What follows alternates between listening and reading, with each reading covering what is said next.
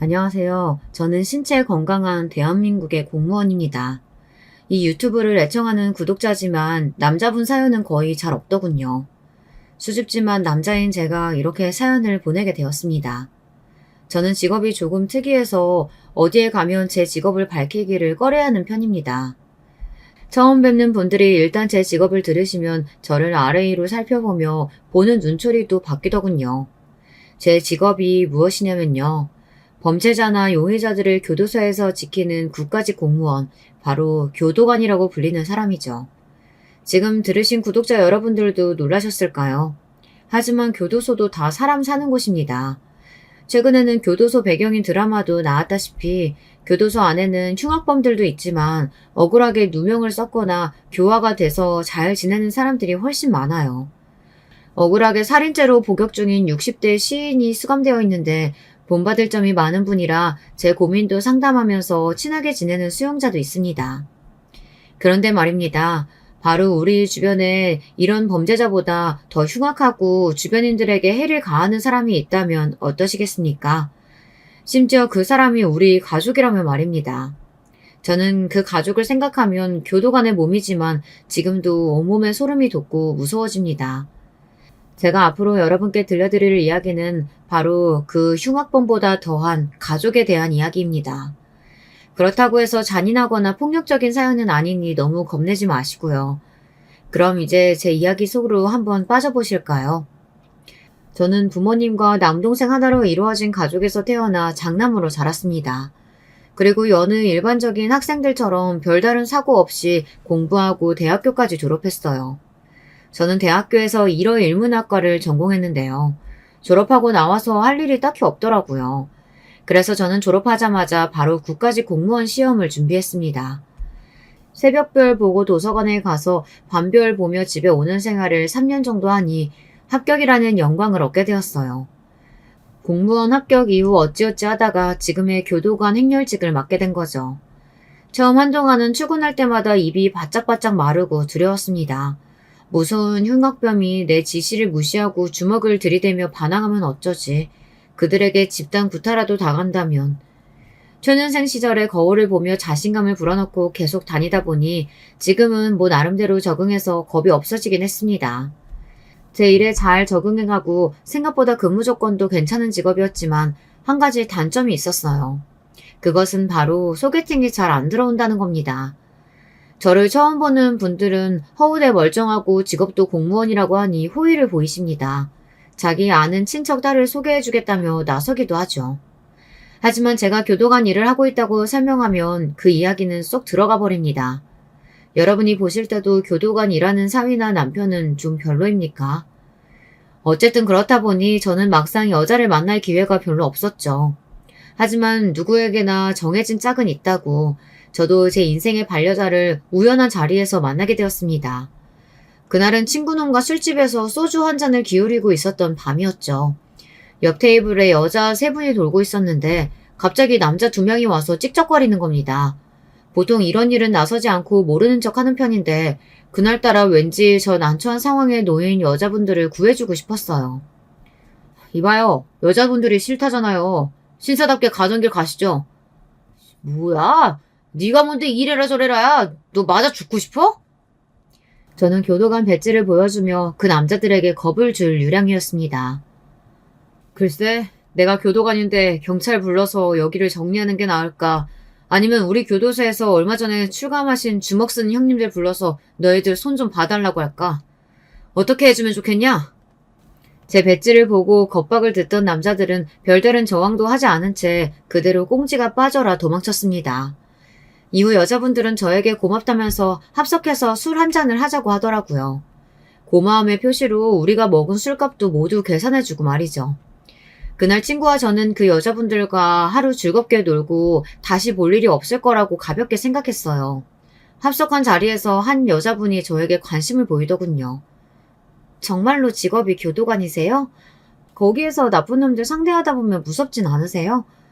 보기보다 용감하시다. 평소에 자주 들어보던 제 직업에 대한 호기심이라고만 생각하고 흘려들었죠. 그 자리에서 여자분들과 예의상 핸드폰 번호를 교환했지만 서로 다시 만난다던가 그런 기약은 없었기 때문에 저는 이 일을 잊고 살았습니다. 그런데 며칠 뒤에 제게 질문했던 여자분에게서 문자 한 통을 받았어요. 그동안 잘 지냈어요? 교도건 오빠? 저 교도소 구경 한번 시켜주지 않으실래요? 문자를 받고 난 저는 그 여자에게 연락을 했고 그 주말 만나기로 약속을 했죠. 그리고 첫 데이트에서 식사를 하며 친해지게 되었어요. 시간이 흘러 어느덧 그 여자분은 지금 제 아내가 되어버렸네요. 가끔 아내는 그때 제가 무심했다면서 볼멘 소리를 하고는 합니다. 그런데 당신 그때 나한테 무슨 마음으로 문자 보낸 거야? 눈치도 없는 남자 같으니라고. 당신 연락 기다렸는데 도통 안 와야 말이죠. 그래서 내가 먼저 연락해서 가볍게 문자를 찔러본 거지. 진짜 교도소가 궁금해서 연락한 줄 알았어요? 아내는 그때 구해준 제가 슈퍼맨처럼 멋있어 보였다고 수줍게 웃어버립니다.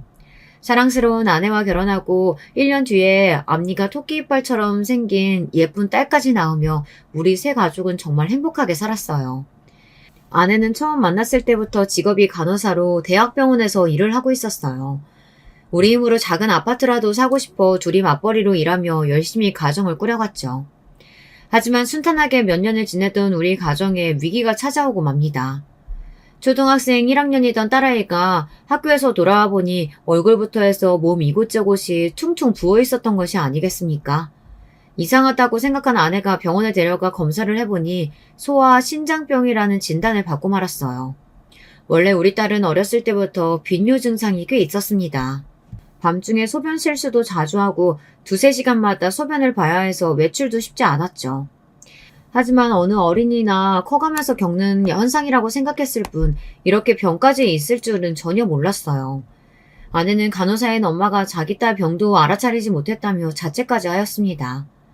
아이의 병을 알게 된 뒤로 아이의 병 치료를 위해 우리 가정은 많은 것을 바꿔갔습니다. 우리 집에서는 음식할 때 소금, 간장을 거의 사용하지 않습니다. 딸의 저염식 식사를 만들다 보니 우리도 거기에 익숙해졌기 때문에 외식도 여간에서는 잘 하지 않았습니다. 이제 우리 부부도 슴슴한 입맛이 되어버려 밖의 음식이 영 안 맞더라고요.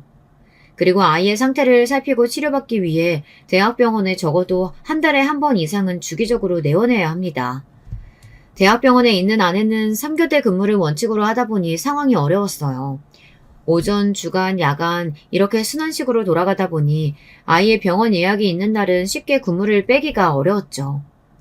점차 아내는 동료 간호사들이 아내가 자주 쉬는 것을 못마땅해하는 이야기를 듣게 되고 병원 측에서 압박까지 주어 스트레스를 받았습니다. 그러던 중 갑자기 재수 씨에게서 좋은 소식을 듣게 되었습니다. 형님, 우리 조카 병원에 자주 다녀야 한다면서요? 괜찮으시겠어요? 병원 근무 특성상 그렇게 스케줄 빼기 힘든다는 거 저도 알죠. 그래서 말씀드리는 건데 아무래도 제가 도움을 드릴 수 있을 것 같아요. 바로 우리 병원에서 형님이 일하면 되죠. 우리 조카 병원 일 때문에 형님이 휴가 써야 할 때는 무조건 허락해 줄게요. 내가 원장으로 있으니까 형님 편이 봐드리겠다는 거예요. 그 대신 말이죠. 저 위에서 형님이 해줄 비밀스러운 일이 하나 있어요. 동서가 내 사정을 그렇게 봐줄 수야만 있다면 나로서야 너무 고맙지. 그런데 그 비밀스러운 일이 뭔데? 아니, 요즘 간호사들이 제멋대로 하는 경우가 너무 많아서 말이죠. 제멋대로 결근을 하지 않나 근무한 지 한 달도 안 돼서 병원을 나가겠다고 하고. 그래서 제가 요즘 병원 운영하기가 좀 힘들어요. 형님은 간호사 경력도 많으시고 그러니까 와서 간호사 애들 기강도 좀 잡아주고 또 병원 운영이나 저에 대한 불평불만 하는 그런 얘기 그런 것만 전해주시기만 하면 돼요. 어때요? 어렵지 않죠? 이렇게 좋은 조건을 재수씨가 제안해 주었지만 아내는 선뜻 수락하지 못했습니다. 물론 동서지간에 같은 직장에서 일하는 것이 불편한 이유도 있지요. 하지만 그보다는 사실 재수씨가 가까이 하기 편한 사람이 아니기 때문입니다. 솔직히 말하면 재수씨는 좀 사이코 같은 행동을 자주 했어요. 주변 사람들을 죄다 불편하게 만드는 신기한 재주가 있어요. 솔직히 말하면 재수씨는 1년에 몇 번 못 보고 살았습니다. 우리 본가, 그러니까 재수씨의 시댁에 잘 안 오기 때문이죠. 그렇지만 우리 부모님은 그런 재수 씨에게 여느 시댁 어른들처럼 자주 시댁에 방문하라던가 그런 강요의 말씀을 하나도 안 하십니다. 그야 뭐 대단하신 의사 며느님이 바쁘다고 눈치 보시는 것도 이유겠지만 재수 씨가 시집 온 뒤 2년 동안 겪어보니 우리 집에 오는 날이면 날마다 분위기를 얼어붙게 만들어서 이제는 우리 가족도 재수 씨가 오기를 꺼려하거든요. 지난 설에는 모든 가족들이 모여 명절 음식도 만들고 그간 지낸 이야기들을 재미나게 하고 있었어요. 그렇지만 재수 씨는 음식 장만을 돕지도 않고 우리 대화에 끼어들어 말을 섞지도 않았습니다. 그저 저만치 떨어져서 팔짱만 끼고 뒤에서 우리를 지켜보기만 합니다. 그리고 한 번씩 비웃으면서 뭐가 그리들 웃기다고 그러시는지 이렇게 혼잣말로 중얼거리고 있어요. 그러다가 갑자기 수틀리면 기분 나쁘다며 말도 없이 나가버립니다. 아무 이유도 없이 혼자 저러고 나가버리니 남은 가족들은 황당하기만 하죠. 이런 상황이다 보니 재수 씨는 독불 장군으로 자기 멋대로 행동해도 제지하는 가족도 없고 뭐라고 강요하는 어른도 없이 편한 대로 지내는 며느리였죠. 문득 재수 씨가 결혼 전에 처음 인사왔던 날이 기억나네요. 전부터 부모님은 둘째 아들이 의사 며느리를 데려온다며 아주 좋아하셨어요. 평범한 대기업 회사원인 동생이 무슨 재주로 재수 씨를 꼬셔서 결혼까지 한 건진 몰라도 저는 의사 와이프 생겨서 좋겠다고 부러워하기도 했어요. 아버지는 간호사인 첫째 며느리에 의사 둘째 며느리까지 의료 집안이 탄생했다면서 앞으로 아파서 병원 갈 일은 없겠다고 기대에 차셨어요. 물론 우리 아내에게 들어봐야 정확하겠지만요. 우리 엄마나 아버지는 며느리들에게 시집살이 시키실 분이 아니십니다. 상식적이고 자식이 잘 되길 바라는 평범한 부모님이시죠. 그래서 우리 아내가 시집와서도 부모님과 고부간 갈등 없이 사이좋게 잘 왕래하고 지내고 있었거든요. 그런 만큼 우리 부모님은 재수 씨가 시집 오면 잘해주고 싶은 마음과 기대가 크셨던 것 같습니다. 이렇게 재수 씨를 환영하고 기대했던 가족들은 이내 재수 씨를 만나고 나서 실망을 금치 못했어요. 어서 오너라. 우리가 너 참 많이 기다리고 있었단다. 한식으로 항상 차렸는데 좋아할지 모르겠구나. 네, 그냥 먹는 밥이죠 뭐. 우리 엄마가 아침 일찍부터 재수 씨 준다고 열심히 요리하셨어요. 맛있게 드시면 엄마가 흐뭇해 하실 거예요. 그렇지만 어머님이 요리하셨다고 제가 억지로 먹을 필요는 없잖아요. 그렇죠, 어머님? 그렇긴 하지. 그래, 부담 없이 네 양껏 편하게 먹어라. 보통 이런 경우에 음식하느라 고생하셨어요. 고맙습니다. 이렇게 말씀드리면서 서로 간의 정을 나누는 게 일반적인 반응 아닌가요? 예의가 없는 것은 둘째치고 재수 씨의 이런 냉랭한 말투가 저는 참 거슬렸습니다. 이 여자는 좀 남다르구나 하는 생각을 우리 가족 모두가 하기 시작했죠. 재수 씨는 딱 봤을 때 여성 평균적인 키에 처진 눈과 동그란 얼굴로 다소 순한 인상의 평범한 외모였어요. 하지만 그녀의 눈빛만은 매섭고 광기 어린 강렬한 인상을 받았습니다. 제가 교도소에서 만나는 수감자들에게서 볼 수 있는 바로 그 눈빛이요. 우리 아내는 동서가 오자 친하게 지내고 싶은 마음에 말을 걸었어요. 어서 오세요. 우리 집안에 온 걸 환영해요. 소아과 의사시라면서요? 더 반갑네요. 저는 지금 대학병원에 간호사로 있어요. 같은 직종의 의료인끼리 우리 앞으로 잘해봐요. 하지만 재수 씨의 반응은 아내의 호의가 무색할 만큼 싸늘했습니다. 같은 의료인이라고요? 참나, 형님은 간호사시라면서요. 형님은 의대라도 나왔냐고요. 의사인 내가 왜 간호사랑 동급으로 취급받아야 하는지 모르겠네. 어이없게. 이렇게 아내에게 막말을 하며 정작 아내의 얼굴은 쳐다도 보지 않았습니다. 그녀의 시선은 바로 저에게 꽂혔어요. 그리고 바로 얼굴 표정을 바꾸고는 호기심 가득한 눈빛으로 제게 이야기하더군요. 아주버님은 교도관이시라면서요? 드라마에서처럼 죄수들끼리 주먹다짐도 하고 아주 흥미진진한 광경들 많이 보시겠네요. 그러면 총은 어디 있어요? 어디 좀 내놔봐요. 저는 늘 한 번쯤 총이 쏴보고 싶었다고요. 재수 씨는 진짜로 제 몸을 수색하며 들이댔습니다. 그 여자의 갑작스러운 행동에 너무 놀라서 저는 뒷걸음질 치면서 외쳤어요. 지금 총 없어요, 없어. 총은 평소에 잘 쓰지도 않을 뿐더러 그런 위험한 무기 가지고 퇴근하면 징계감이죠. 총이 없다는 제 말을 들은 재수 씨는 실망이 크다면서 바로 다른 데로 갔습니다. 그때 저는 직감적으로 느꼈어요. 앞으로 왠지 재수 씨를 조심해야 한다. 이제 구독자 여러분들께서도 재수 씨가 어떤 사람인지 대충 짐작이 가시죠? 아내가 평소 불편했던 재수 씨를 상사로 모시고 병원에서 근무하는 것이 엄두가 나지 않는 것은 충분히 이해가 되었습니다. 동서가 그래도 의사인데 병원에서는 좀 괜찮겠지. 그런데 함께 일하는 동료들의 이야기를 전하라는 게 결국 스파이 역할을 하라는 거잖아. 내가 그런 건 할 수 있을까 모르겠네. 그래, 맞아. 재수 씨 성격이 좀 괴팍해. 그리고 당신 성격에 그런 스파이 같은 일을 못할 것 같은데 그냥 재수 씨네 병원 가지 말고 다른 데 더 알아봐. 한참을 생각하더니 아내는 결심이 섰다는 듯 제게 말했습니다. 아니야. 그래도 이만한 조건 맞춰주는 병원 찾기 쉽지 않으니까 한번 동선의 병원 다녀보지 뭐. 다니다가 정 힘들면 그만둘게요. 너무 걱정하지 마요. 딸을 위해 아내는 어려운 결심을 했습니다. 그리고 그날부터 재수 씨네 병원에 다니기 시작했죠. 하지만 기우는 현실이 되고 이것은 사건의 시작에 불과했습니다. 어느 날 본가에서 걸려온 전화를 받고 저는 불이 나게 달려가야 했습니다. 그것은 우리 엄마가 쓰러졌다는 비보였기 때문이죠. 본가에 들어서니 저보다 먼저 소식을 듣고 온 아내가 엄마 팔에 수액 링거를 놔주고 있었습니다. 엄마 괜찮으세요? 멀쩡하시던 분이 왜 갑자기 쓰러지신 거예요? 엄마한테 무슨 일 있었어요, 아버지? 그러게 말이다. 내가 외출했다 집에 와보니 이 사람이 거실에 쓰러져 있지 뭐냐. 놀래서 급하게 너희 부부한테 전화한 게다. 그리고 바로 달려온 우리 첫째 며느리 덕에 네 엄마가 의식 차리고 지금 많이 좋아졌지. 여보, 정말 고마워.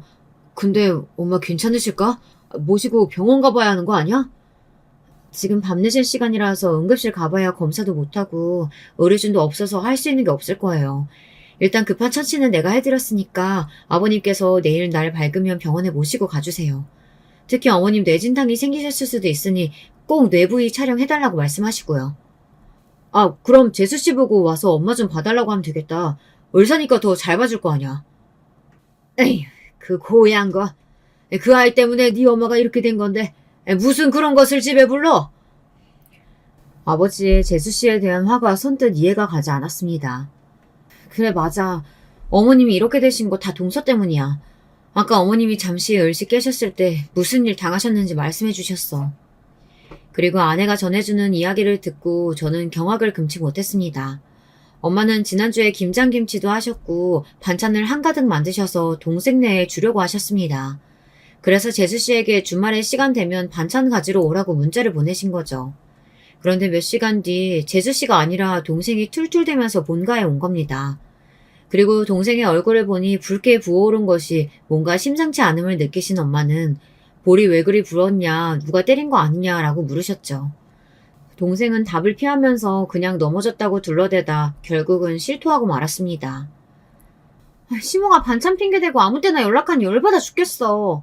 나 지금 진료하는 시간인 거 모르셔? 아들인 당신이 당장 시댁 다녀와. 그리고 다시는 나한테 그런 연락 못하도록 시모한테 단단히 일러라. 그거야 나중에 천천히 가면 되는 일이지. 뭘 그렇게 성을 내냐? 그리고 우리 엄마가 어르신이야. 못 배워먹은 사람처럼 어떻게 그렇게 막말을 해? 뭐? 못 배워먹어? 지금 의사인 나한테 뭐라고 했어? 그리고는 드립다 동생의 뺨을 때리고 말았다는 겁니다. 동생의 말을 들은 엄마는 너무 기가 막히고 화가 나서 곧바로 재수씨에게 전화를 했대요. 너 말이다. 아무것도 아닌 이유로 하늘 같은 서방 그렇게 때려? 내가 을사며느리라고 너를 시댁에 부르기라냐? 집에 와서 설거지 한번 시키기라냐? 다들 네 눈치만 보고 아무 소리 하는 사람 없지 않어? 그렇게 잘해주는데도 남편한테 손찌검이라니. 네가 그러고도 사람이냐? 저 지금 병원에서 일하는 중인데 자꾸 연락해서 CMA 짓 할 거예요? 뭐? CMA 짓이라고? 오냐? 그동안 을사며느리 눈치 보느라 내가 못됐다마는 이제부터 어디 해보자 이년아. 년? 지금 당신 나보고 년이라고 했어요? 못 참아. 거기서 나 기다리고 있어요. 그리고 재수씨는 병원 진료 중이라더니 엄마에게 득달같이 30분 만에 찾아왔답니다. 어딨어? 이 할머니 어디 갔어? 감히 나보고 연이라고 했겠다. 재수씨를 보자 화가 머리끝까지 난 엄마는 재수씨의 머리채를 붙잡으려고 손을 뻗었대요. 하지만 재수씨는 순간 엄마의 손을 피하고 도리어 엄마의 가슴팍을 세게 밀어버렸답니다. 그 힘에 당하지 못한 엄마는 바닥에 뒤로 쓰러져 버리시곤 혼절해 버리시고 말았죠. 그렇게 쓰러지신 우리 엄마를 가족이나 구조대에 연락하지도 않고 쓰러지신 채 내버려 두고 유유히 나왔다니. 이 여자가 진정 사람이긴 한 건가요? 믿을 수 없는 이야기를 들으며 저는 코뿔소처럼 숨결이 거칠어졌습니다. 이년이 두고 봐라. 언젠간 이 악행 배로 돌려줄 거다. 그런데 화가 나서 어쩔 줄 모르는 우리 부자와 달리 아내는 엄마가 당한 일을 듣고도 태연한 표정인 것이 의아했습니다. 아내는 모든 것이 이해가 간다는 듯이 나지막히 읊조렸어요. 동서는 그러고도 남을 사람이지. 그러고 나서 아내가 병원에서 겪은 재수씨의 이야기를 들려주었는데 정말이지 충격 그 자체였습니다. 병원에서 재수씨는 그야말로 왕으로 군림하고 있었다고 합니다. 함께 일하는 간호사들에게 지속적인 폭언을 일삼았다는 놀라운 이야기죠. 아내가 다니는 석 달간 이미 3명의 전임 간호사가 사직서를 썼고 1명이 사직을 예정하고 있었습니다. 그들이 퇴사하는 이유는 단 하나, 원장님의 정신적 학대였다는군요. 평소 재수씨는 간호사들이 조그만 실수해도 고성을 지른답니다. 야! 바보를 데리고 와도 이런 기본적인 건 알겠다. 정도껏 멍청해라. 김 간호사! 정 간호사는 앞으로 내 환자 못 보게 해. 진짜 수준 떨어져서 일 같이 못하겠네. 저 덜 떨어진 것. 이런 발언과 욕설을 서슴지 않고 자주 해왔다네요. 심지어 화나나 보호자 앞에서도 간호사들에게 모욕을 주는 말을 했던 것입니다. 그래도 분이 풀리지 않으면 재수씨는 사람들 몰래 간호사의 정광이나 팔뚝까지 때렸습니다. 교묘하게도 경력이 많고 성격이 대찬 간호사들에게는 그렇게까지 심하게는 안 했지만 어리고 착한 간호사를 대할수록 그 괴롭힘이 강도는 거셌다고 합니다. 또한 소아청소년과 의사면 당연히 어린이 환자들이 많이 오는 법인데 재수씨는 아이들이 빽빽 물어다니기나 한다면서 환우들에 대해서도 갑질을 했다고 합니다. 환아들을 보고 뒤에서는 이 새끼라고 부르고 그 보호자들은 가진 것도 없이 애새끼나 싸질러 낳는 맘충이라면서 싸잡아 부릅니다. 물론 소아과에서 진료를 보는 일은 다른 과보다 정신적으로 힘든 것이 사실입니다. 얼마 전에는 갑질하는 보호자로 인해 이런 일도 있었다네요. 아이에게 가벼운 감기 증상이 있으니 처방전 드린 대로 약 아이에게 먹여주세요. 선생님, 제가 얼마 전에 들어보니까 해열제로 탁센이라는 약물이 효과가 그렇게 빠르고 좋다면서요? 우리 애도 그걸로 처방해주세요. 탁센이 효과가 센 부분도 있지만 아직 임상기간이 짧아서 이렇게 어린 아이들에게는 안전할지 알 수 없어요. 안전하다고 하는 타이레놀이나 브루펜을 처방을. 병원 문 닫고 싶어요? 이 병원 보건복지부에 민원 넣을까? 아니 환자가 달라면 달라는 대로 약을 줘야지 어디서 환자를 무시해. 아이고 당신이 의사다 이거야? 그런 환자를 만나면 재수씨는 머리에 손을 얹고 잔뜩 찌푸린 얼굴로 간호사를 찾습니다. 김 간호사, 정 간호사, 빨리 와서 이 환자랑 보호자 모시고 나가서 설명 잘 들어라. 저 여자가 기분 나쁘다고 어디 항의하면 다 니들 책임이야. 이렇게 자기는 골치 아픈 일에서 쏙 빠져나가고 간호사들에게 덤탱이를 씌웁니다. 그러면 간호사들이 그 보호자에게 손이 발이 되도록 사과하고 설명을 드려야 하니 죽을 맛이었죠. 재수씨가 갑질을 하는 대상은 이뿐만이 아니었습니다. 병원에 납품하러 오는 제약회사 영업사원 중에 신 과장이라고 있어요. 신 과장이 병원에 처음 와서 재수씨에게 인사를 드렸을 땐 이랬습니다. 안녕하십니까 김 원장님. 이번 제약회사에서 원장님 병원 담당하게 된 신 과장이라고 합니다. 신 과장은 90도로 허리를 숙이고 두 손으로는 자기 명함을 재수씨에게 공손히 주었습니다. 신 과장이라. 뭐 어차피 심부름꾼이나 할 거니까 그럼 성 따서 심부름꾼이라고 부를까? 진짜 좋은 생각인데? 심부름꾼. 신 과장님은 그 말에 당황하고 같이 있던 병원 직원들은 민망해하는 상황에서 아랑곳하지 않은 재수씨는 자기 생각이 기발한다면서 한동안 웃고 있었답니다. 그 뒤로도 재수씨는 자기보다 나이가 10살은 많아 보이는 신 과장을 심부름꾼이라고 부르며 갖은 일을 시켰다고 합니다. 잦은 직원들의 퇴사로 결혼이 생기면 신 과장을 불러서 병원 카운터 업무를 하도록 시켜지기도 했습니다. 또 납품하러 신 과장이 병원에 오는 날이면 병원 식구들 점심 식사는 당연한 듯 그가 계산하곤 했다네요.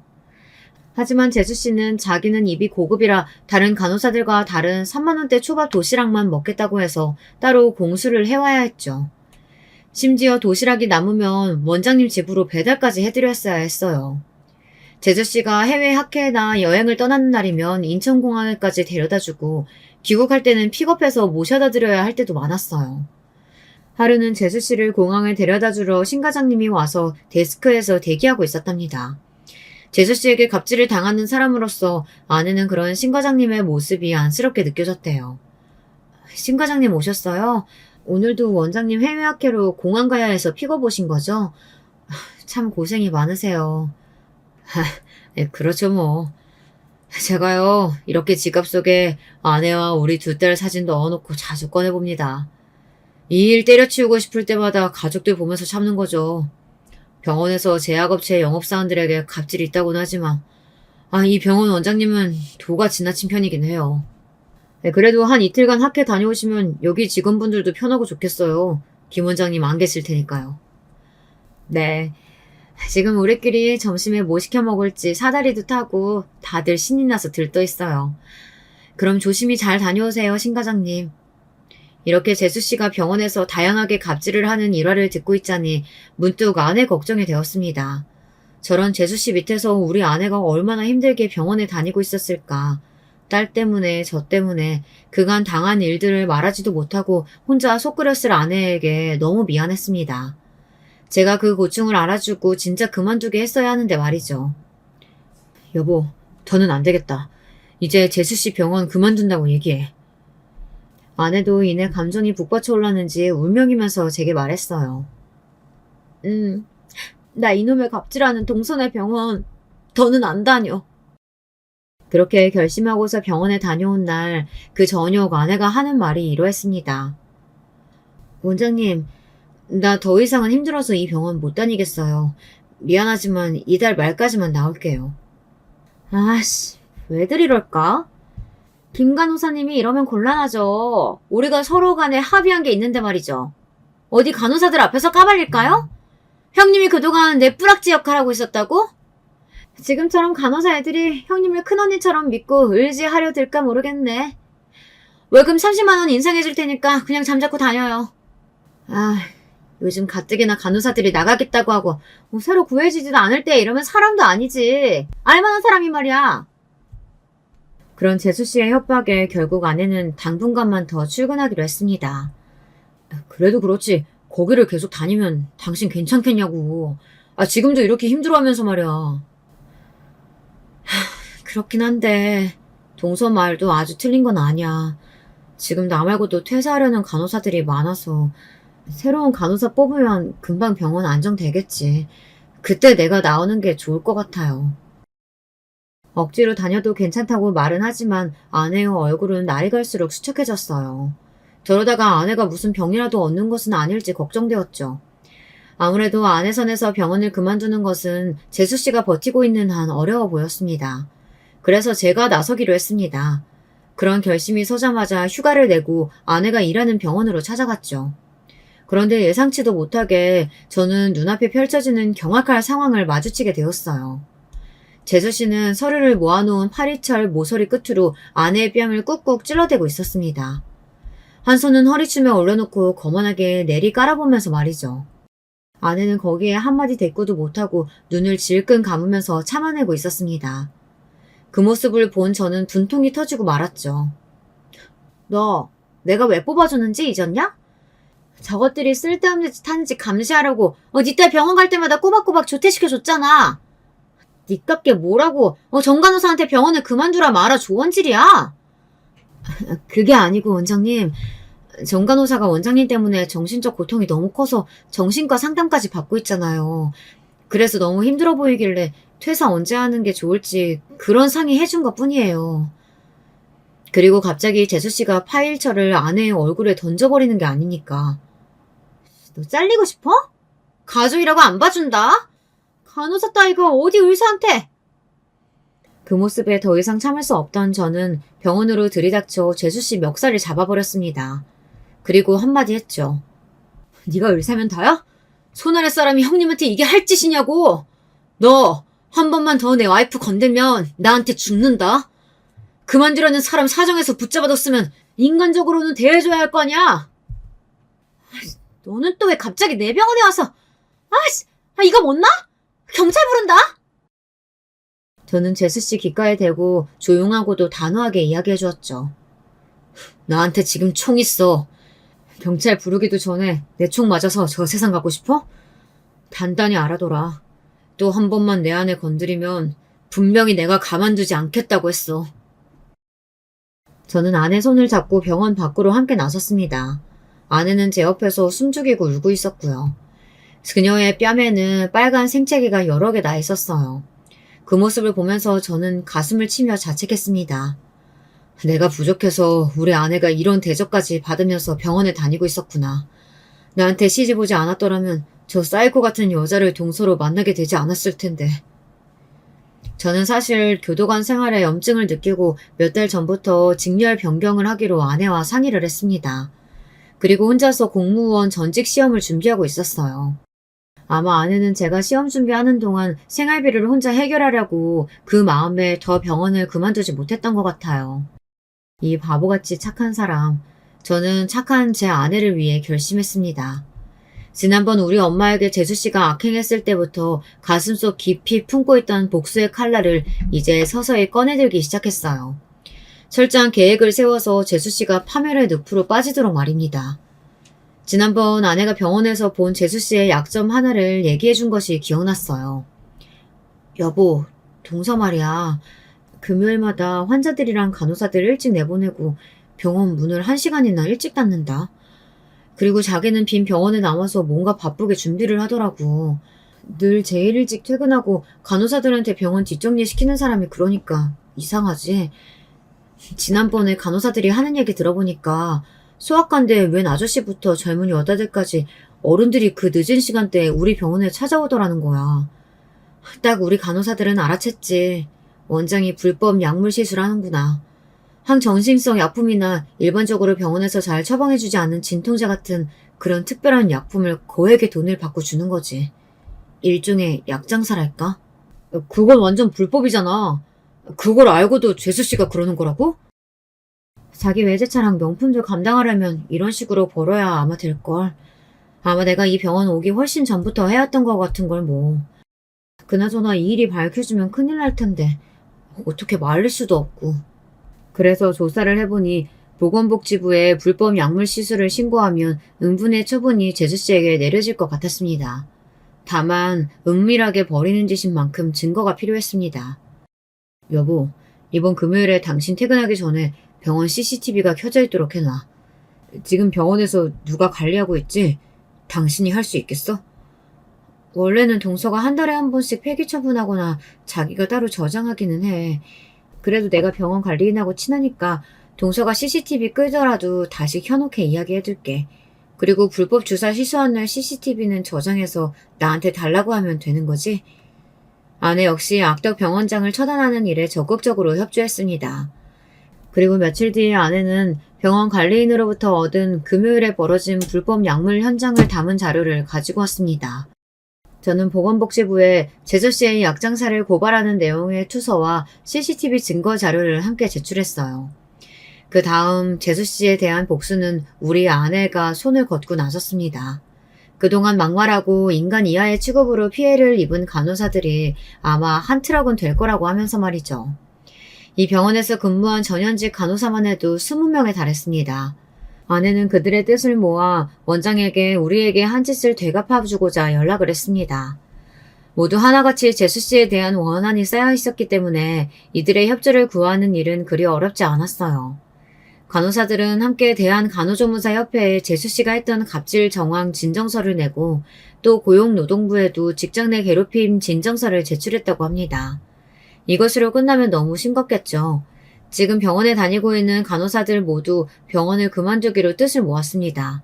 그것도 모두 한날 한시에 말이죠. 평소 재수씨는 병원에 관련된 잡다한 업무는 모두 간호사들에게 맡겼기 때문에 아마 큰 낭패를 보게 될 거라고 아내는 웃었습니다. 그리고 간호사들은 정말 어느 날 갑자기 모두 연락도 없이 출근을 하지 않았습니다. 동서가 맨날 간호사들 보고 멍청하다면서 간호사 따위라고 하며 무시했지만 데스크 안내나 처방전 컴퓨터 처리 등등 아마 혼자서 할 수 있는 게 하나도 없을걸. 아내의 예언대로 제수 씨는 병원 진료를 시작하지도 못하고 당황했습니다. 그저 간호사 한 명 한 명에게 전화를 걸어 출근을 하라고 재촉했지만 그 누구도 전화를 받지 않았어요. 제수 씨는 발만 동동 굴러야 했겠죠. 우리 아내에게 몇 번이나 전화를 하는 통에 하는 수 없이 전화를 받았습니다. 형님, 지금 뭐 하고 있는 거야? 당장 병원으로 출근 안 해? 지금 너희 간호사들끼리 한패 돼서 나 엿먹이겠다고 하는 거지? 그깟 간호사쯤 또 뽑으면 그만이야. 어디 지들 아니면 일할 사람이 없는 줄 아나? 그래, 그 간호사쯤 새로 뽑아서 병원 하시면 되겠네요. 대단하신 원장님이 알아서 해보세요, 어디. 그리고 이제 나 그 병원 그만둘 거니까 전화도 하지 마. 다른 간호사들도 마찬가지고. 뒤이어 제수 씨는 뭐라고 사정하는 말을 했지만 아내는 그냥 끊어버렸습니다. 여보, 나 10년 먹은 체증이 다 내려가는 것만 같아. 너무 속 시원해. 아내는 이렇게 고소해했지만 제수 씨는 난감한 상황에 놓였겠죠. 물밀듯 들어오는 환자들은 오전 내내 대기만 하고 있고 곧이어 보호자들의 불만이 터져나오기 시작했습니다. 지금 영업 시작한 지 40분도 넘었는데 아직까지 진료도 안 보고 뭐 하세요? 오늘 간호사분들이 하나도 안 보이는 거 보니 여기가 싫어서 파업한 모양이네. 의사가 얼마나 갑질을 해댔으면 그 친절하던 간호사들이 이렇게까지 하겠어? 아휴, 환자들 보호자들 다 나가요, 나가. 오늘 진료 못하니까 돌아가라고요. 선생님, 우리 애가 새벽부터 열이 39도나 돼요. 아까부터 기다리고 있었는데 제발 우리 애 잠깐만이라도 봐주시면 안 될까요?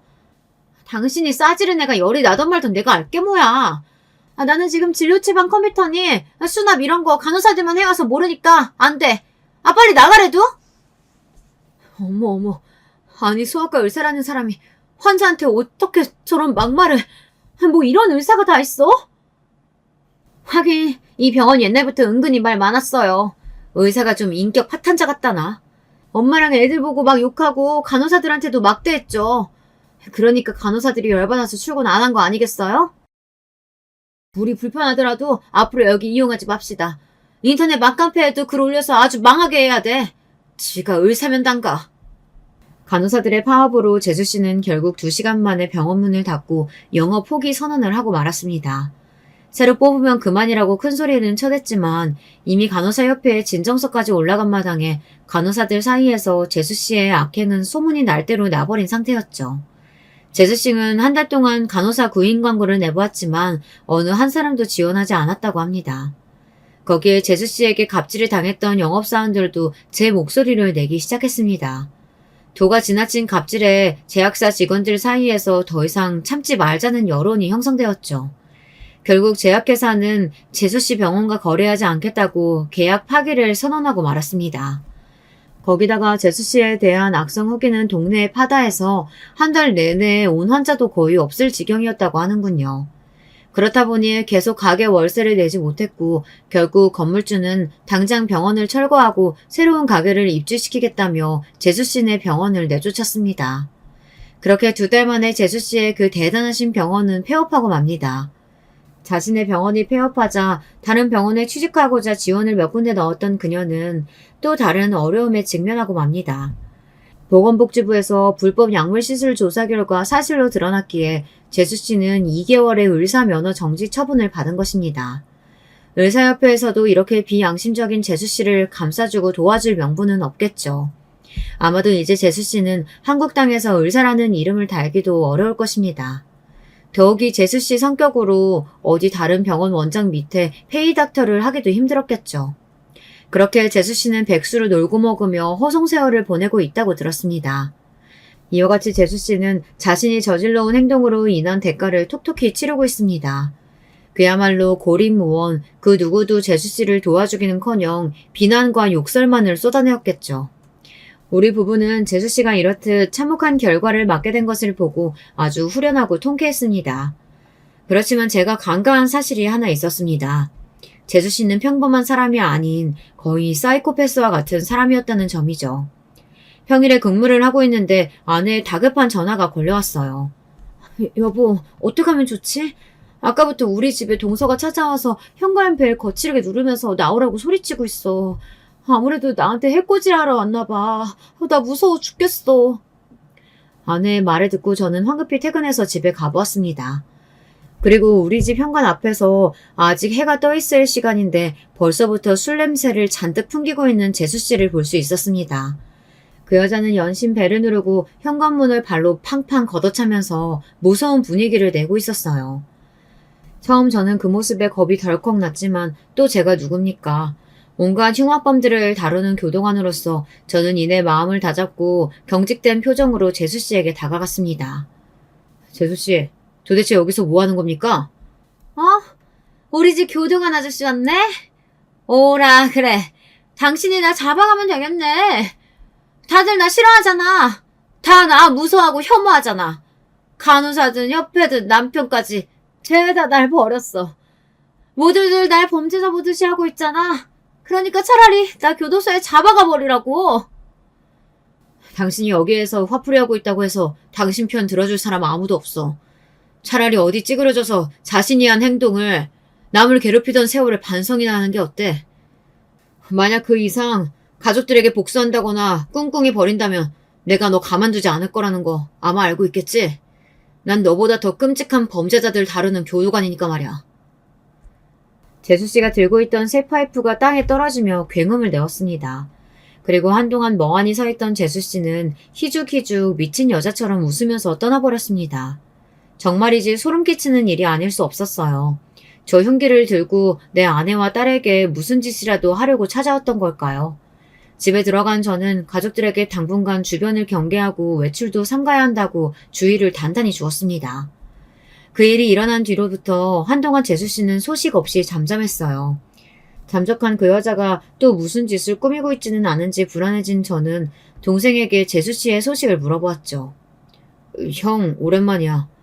아내가 뭐하고 지내며 살고 있냐고? 아, 내 소식 아직 모르고 있겠구나. 나 그 여자랑 이혼한 지 한 달도 넘었어. 정말이야? 갑자기 이혼을 왜? 형도 알겠지만 그 여자 성격이 보통이어야 말이지. 나는 사실 결혼하자마자 그 여자의 막말과 사이코 짓을 감당할 수가 없었어. 아내 때문에 엄마가 쓰러지신 날 그 여자는 집에 와서도 나한테 분노를 폭발하고 말았지. 심지어 화병을 내게 던졌고 다행히 난 피해서 멀쩡했지만 그래도 알 수 있었어. 그 여자는 그냥 화가 나서 던진 게 아니라 정확히 나를 맞추려고 했다는 걸 말이야. 또렷이 나를 겨냥해서 화병을 던져 맞추고 상해를 입히려고 했던 그 눈빛. 정말 너무 무서웠지. 이러다가 저 여자한테 죽겠다 싶어서 바로 그날 집을 나와서 별거에 들어갔어. 나는 계속 전화로 이혼하자고 했지만 그 여자는 절대 이혼해줄 수 없다고 버텼었어. 그런데 웬일인지 한 달 전에 내가 살고 있는 원룸으로 이혼 합의서를 보냈더라고. 이미 서류에 자신의 사인을 해선 말이야. 나는 얼씨구나 하고 걔가 변심하기 전에 내 사인 더해서 법원에 제출하고 왔지. 그 여자 소식 들은 지는 나도 한참 됐어. 재수씨가 사면 초과로 여러 난관에 부딪혔을 때 동생과의 이혼까지 했다는 사실을 듣고 연민의 감정이 들기 시작했습니다. 하지만 어디로 튈지 모르는 여자이기 때문에 조심할 필요가 있다고 생각했던 저는 동생에게 우리 집에 와서 흉기를 들고 위협했던 이야기를 들려주었어요. 동생은 그 이야기를 듣고 나서부터 사시나무 떨듯 불안함을 느꼈습니다.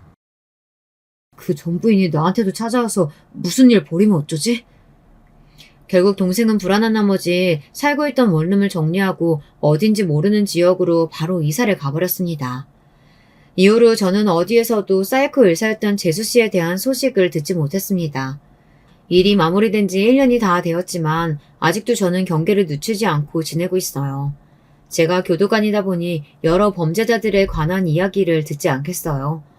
피해자에게 신고를 당해 법의 심판까지 받고 복역한 범죄자가 나중에 사회에 나가서 그 피해자를 찾아가서 복수를 한다는 그런 이야기는 심심치 않게 들리니 말입니다. 이제 제가 여러분들께 들려드릴 이야기는 여기서 끝이 났습니다. 만약 이후 재수씨가 다시 나타났다던가 우리 가족에게 무슨 일이라도 벌인다면 제가 이를 바로잡고 가족들을 구해주기 위해 지금도 불철주야 조심하고 있습니다. 혹여 그런 일이 생기고 해결이 되고 나면 또 이곳에 후기를 사연으로 다시 올려보겠습니다. 물론 여러분들께서 제 사연을 재미있게 들어주시고 또 이후의 일화를 궁금해하신다면 말이죠. 글을 맺기 전에 구독자 여러분들께 꼭 당부의 말씀을 드리고 싶어요. 의외로 정말 나쁜 범죄자들 혹은 예비 범죄자들은 멀리에 있지 않습니다. 사기든 괴롭힘이든 다 자기 가족들이나 주변 사람들에게 행하는 경우가 대다수이거든요. 그렇기 때문에 여러분 중에 비정상적인 가족이 있다거나 그들로 인해 괴롭힘을 당하고 있다면 주저하지 마시고 인근 경찰서나 파출소에 가서 도움을 요청하시기 바랍니다. 사람 괴롭히는 것을 즐기는 인간들은 종자 자체가 일반인과 다르니 철저하게 사회에서 격리되어 지내야 하거든요. 여러분 생각도 저와 같으실 거라고 믿습니다. 늘 여러분의 안전을 위해 저는 교도관으로서 직무에 충실하게 지내겠습니다. 평범하고 착한 일반 시민분들은 안전하게 즐거운 하루하루를 보내시기 바랄게요. 그럼 이만 저는 인사드리겠습니다. 안녕히 계세요. 안녕하세요. 항상 잘 보고 잘 듣기만 했던 채널인데 제가 이렇게 사연을 신청해보네요. 소개가 될진 모르겠지만 이렇게 털어놓는 것만으로도 저는 벌써 한결 후련한 기분입니다. 저는 서울 강북구의 한 동네에 살고 있는 남자고요. 직장 다니면서 매일을 성실하게 살아보려고 애를 쓰고 있네요. 저희 부모님께서는 제가 대학에 입학한 직후에 지방에 내려가셨으니 지방 생활을 하신 지 이제는 꽤 되었습니다. 어렸을 때부터 친할머니를 모시고 저희 가족이 함께 살았어요. 그런데 친할머니께서는 원체 성격이 포악하신 분이었고 저는 어렸고 또 남자라는 이유만으로 나름의 예쁨을 받으나 잘 몰랐으나 엄마께서 무척 힘드셨나 봐요. 이런 시어머니를 내도록 모시고 산 며느리 입장에서는 골병이 들만 했던 거예요. 친할머니께서 치매에 걸리신 이후로 일가 친척들 사이에서 갈등도 좀 있었고요. 집안에 돈이 좀 있다 보니까 여러 가지 말들도 늘 나왔던 듯 싶네요. 결과적으로 친할머니께서 전문 시설에 들어가셨으며 부모님께서는 아예 먼 지방으로 삶의 터전을 옮기셔서 그곳에서 인생의 마지막 장을 넘기기로 하셨어요. 너는 몰랐겠지만 나는 정말 지난 세월 어마어마하게 힘들었고 인내하고 감내하느라 몸에 사리가 나올 지경이었어.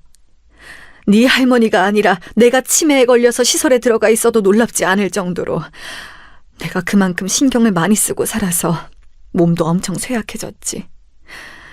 그래도 네 아빠가 나에게 미안하다고 이제라도 말년에 속죄하고 살겠다면서 공기 좋고 물 좋은 곳으로 내려가서 편하게 살자고 먼저 말이라도 해줬으니 망정이지. 엄마, 늘 죄송해요. 제가 엄마 마음을 전혀 헤아리지 못한 무심한 아들이었던 것 같아요. 내가 부족한 엄마였기에 오히려 늘 너에게 미안한 마음이지. 앞으로 바라는 게 있다면 우리 재훈이가 부디 장가를 잘 들었으면 하는 것뿐이야. 정신 똑바로 박히고 야무진 아가씨하고 결혼해서 부디 나처럼 결혼 생활에 너무 힘들어하지 않으며 평탄하게 가정 꾸리고 그렇게 걱정 없이 살면 좋겠어. 아직은 저에게 결혼이 좀 먼 이야기 같지만 새겨들을게요. 행복하고 화목하게 나중에 그런 결혼을 해서 잘 살아 보일게요. 대학생이었던 저는 엄마께 그런 약속 아닌 약속을 드렸었죠. 그러나 저는 불효자였어요. 그걸 지키지 못했거든요. 혹시 집안에서 반대하는 결혼을 하신 분이 계신가요? 그런 용감무쌍한 사람이 바로 저였습니다. 저는 부모님 가슴에 대못을 박는 결혼을 해버렸어요. 도대체 왜 그랬을까 하면서 지금은 통탄하지만 당시에는 그런 생각을 전혀 못했고 그저 제가 결혼하고 싶은 여자만 보여서 미쳐 있었던 것 같아요. 제 아내는 저보다 1살 아래였고 그래서 또래라 대화가 잘 통했고요. 웃는 모습이 무척 맑았습니다. 아내가 웃으면 마치 세상이 환해지는 것만 같았어요. 그리고 그런 웃음과는 다르게 진중하고 조용한 면모도 가지고 있는 사람이었죠. 너무 밝지만은 않은 사람이어서 더욱 좋았습니다.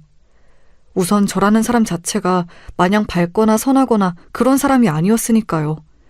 그래서 아내가 저와 잘 통하는 사람이라고 생각했어요. 오빠 동생으로 시작한 사이였지만 어느새 결혼을 꿈꾸게 되었죠. 오빠, 나하고 결혼하자고 말해줘서 너무 고마워. 지금까지 마음고생하며 힘들게 살았던 거 보상받은 기분마저 든다고 하면 내가 너무 지나친 걸까? 하지만 정말로 내가 신데렐라가 된 것만 같아서 너무 행복하고 실감이 안 나. 내가 얼마나 부족한 놈인데 네가 나를 과대평가해주는 거야. 세영아, 내가 비록 백마탄 왕자님까진 못 되겠지만 너의 든든한 버팀목 정도는 되어줄게. 이건 약속할 수 있어. 우리 행복하게 잘 살아보자. 오빠가 이미 나에게는 왕자님 이상의 구세주인걸. 정말이야. 존재만으로도 고마워. 아내는 저로 인해 행복하다 그랬고 지난 세월을 보상받은 것 같다고 그랬습니다. 사랑하는 여자가 자기를 구세주라고 여겨주는데 가슴이 뜨거워지지 않을 남자가 어디 있겠어요. 저는 태어나서 처음으로 고향감, 책임감 이런 것들을 느꼈던 것 같아요. 제가 외동이라 그런지는 몰라도 자라온 환경을 보면 좀 고집 부리고 아집 내세우고 이럴 만한 환경이었어요. 경쟁할 형제자매가 없었으니까요. 이런 성격을 가진 제가 아내하고 결혼하는 것에 생각이 확 꽂혀버렸던 것입니다. 부모님께서 반대하셨지만 듣지 않았죠. 그 아가씨하고 결혼을? 재훈아, 너 잘 들어라. 아무리 시대가 달라지고 많은 가치가 변해도 결혼이란 집안과 집안이 어느 정도로 수준이 맞아야 수월한 거야. 아버지, 지금 제 처가가 경제적으로 많이 부족한 것은 전혀 문제가 되지 않습니다.